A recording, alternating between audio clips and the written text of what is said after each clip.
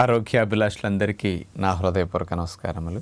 ఆకుకూరలు కూరగాయల కంటే 3 రెట్లు లాభాన్ని కలిగి ఉంటాయి. అంటే 3 వంతులు ఎక్కువ ఫలితాలు ఆకుకూరల్లో ఉంటాయని మీరు గుర్తుపెట్టుకోవాలి.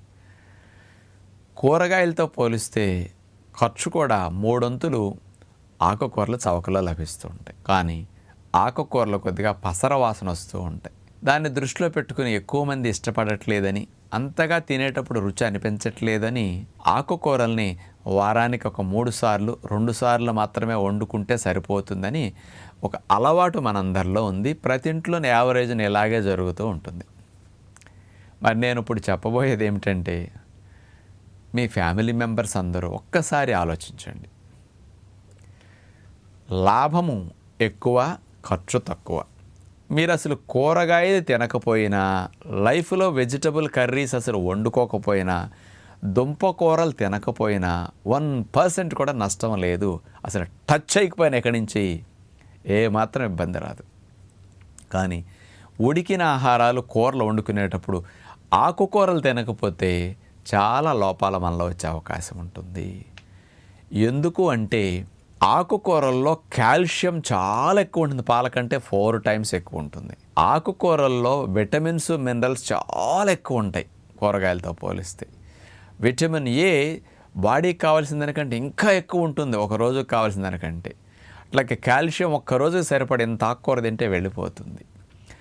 ఐరన్ సప్లిమెంట్ అసలు బయట నుంచి వాడవలసిన పని లేకుండా ఒక్క ఆకుకూర ఎంత తింటే చాలు ఐరన్ వెళ్ళిపోతుంది.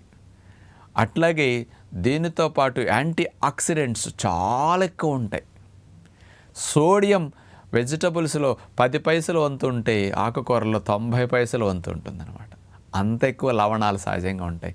ఉప్పు లేని లోటు లేకుండా కూడా టేస్ట్గా చప్పదనం లేకుండా కమ్మగా ఉండే ఆకుకూరలే. మరి ఇన్ని స్పెషల్ బెనిఫిట్స్ ఆకుకూరల్లో ఉంటాయి. ముఖ్యంగా ఆకుకూరల్ని వండుకునే విధానం కొంచెం తెలిస్తే టేస్ట్గా వండుకోవచ్చు. మీరందరూ వండుతారు, కానీ ప్లెయిన్ ఆకుకూరలు ఎక్కువ వండుకున్నప్పుడు ఆకుకూరలో పసర టేస్ట్ ఎక్కువ తెలుస్తూ ఉంటుందన్నమాట. అందుకని ఎప్పుడు కూడా ప్లెయిన్గా ఆకుకూరలు వండటం అంత కరెక్ట్ కాదు. టేస్ట్కి అసలు ఇబ్బంది లేదులేండి, ఎలా పెట్టినా మా వాళ్ళు తినేస్తారు అన్నప్పుడు మీరు అట్లా వండుకోండి. అచ్చంగా తోటకూరే, అచ్చంగా లేకపోతే 3-4 రకాల ఆకులే కలిపి వండుకోండి. వీళ్ళకి ఆకుకూరల యొక్క రుచి, పసర టేస్ట్, కంపు అనిపించకుండా ఉండాలి అంటే దీనికి ఒక బెస్ట్ సొల్యూషన్ ఏమిటంటే, ఆకుకూరలు వండేటప్పుడు పచ్చి మామిడికాయ ముక్కలు ఎక్కువగా వేసే ప్రయత్నం చేయండి. ఇది ఒకటి.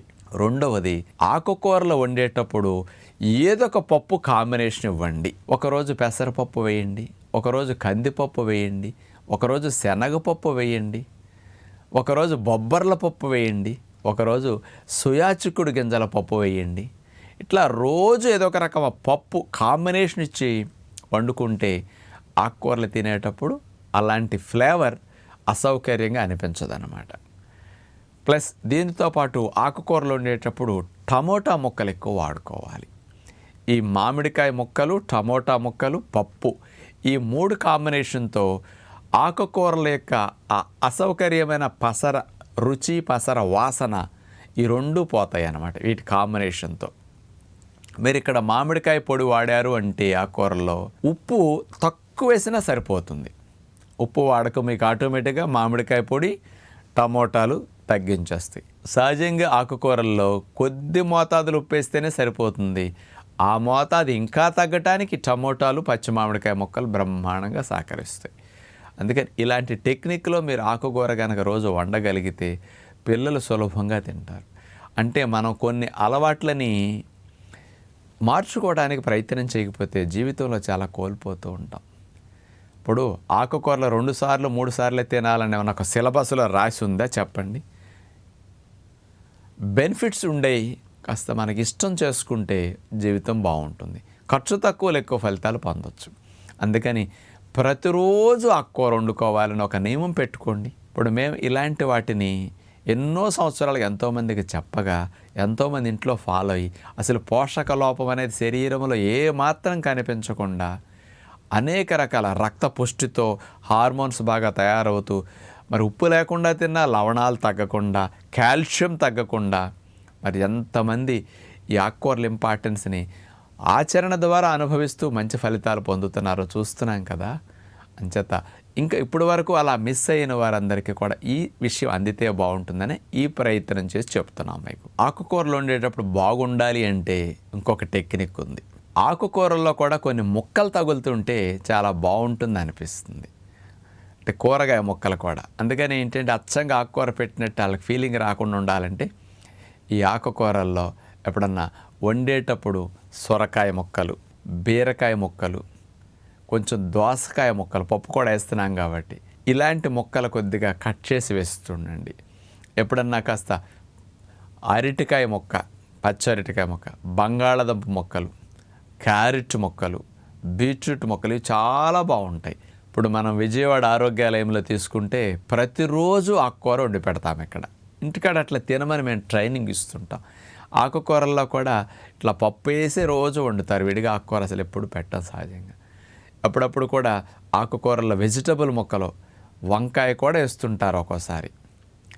ఇతర వెజిటబుల్స్ ఇంకా బాగుంటాయి, కానీ ఆకుకూరకి కాంబినేషన్ వెజిటబుల్ ముక్కలు ఉంటే కూడా అది మధ్య మధ్యలో తగులుతుంటే టేస్ట్ బాగుండి ఆకుకూర బాగోలేదనే ఫీలింగ్ రాకుండా ఉంటుందన్నమాట. అందుకని ఇది కూడా మీరు కనుక వండే విధానంలో మార్పు చేస్తే కొంచెం బాగుంటుంది. ఇక ఆకుకూరలు తినేటప్పుడు కాస్త వేడివేడిగా తినాలి, ఇది గుర్తుపెట్టుకోండి. వేడివేడిగా ఆకుకూరలు తిన్నప్పుడు లాలాజలం బాగా వస్తుంది, టేస్ట్ బాగా తెలుస్తుంది. ఆకుకూరల యొక్క పసర రుచి కానీ పసర వాసన కానీ ఇది నాకు బాగోలేదనే ఫీలింగ్ చల్లదనంలో ఎక్కువ తెలుస్తుంది తప్ప వేడి మీద తెలియదు. అందుకని కుటుంబ సభ్యులు తినేటప్పుడు కాస్త వేడి ఉండే విధముగా కాస్త డిష్లు కానీ ఆ క్యారేజీలు కానీ మనం ఏర్పాటు చేసుకుంటే ఆ వేడి భలే సపోర్ట్ చేస్తుంది. ఆకుకూరను మనం తినేటప్పుడు దాని మీద కాస్త నిమ్మకాయ రసం అట్లా చుక్కలు పిండుకుని తింటుంటే ఆకుకూరల్లో ఉండే ఐరన్ ఒంటికి పట్టడానికి విటమిన్ సి కావాలి. అందుకని నిమ్మరసం పిండుకుంటే ఆ విటమిన్ సి సపోర్ట్ వచ్చి ఆకుకూరలో ఉన్న పోషకాలు ఐరన్ బాగా అబ్జార్బ్ అవుతుంది బ్లడ్లోకి. అందుకని ఈ టెక్నిక్ కూడా గుర్తుపెట్టుకోండి. అంటే ఇన్ని లాభాలు అందించే ఆకుకూరల్ని మనం ఇష్టంగా చేసుకుంటే ఏది కష్టం అనిపించదు. ముందు మనసులో ఇష్టం కావాలంటే ఎందుకు మంచిదో అవగాహన కావాలి. ఇప్పుడు విన్నారు కదా ఎన్ని ఫలితాలు ఉంటాయి అన్నప్పుడు తక్కువ ఖర్చులు ఎక్కువ ఫలితాలు ఇచ్చే వాటిని మనం తింటే చూడండి ఎంత హాయిగా బ్రతకొచ్చు. కొంచెం ఆలోచన చేసి వంటల విధానంలో ఆకుకూరలను ప్రతినిత్యం తింటే మంచిదని, ఇలా ప్రతినిత్యం ఆకుకూరలు వండుకోవాలని మీ పిల్లలకి మీరు నేర్పితే ఈ మాటలే పిల్లలు వాళ్ళ పిల్లలకు వాళ్ళు చెప్తారు. ఏదో 2-3 సార్లు వారంలో ఒకసారి తినాలి అనేది పోవాలి, రోజు తినాలనేది రావాలని మనసారా కోరుకుంటూ నమస్కారం.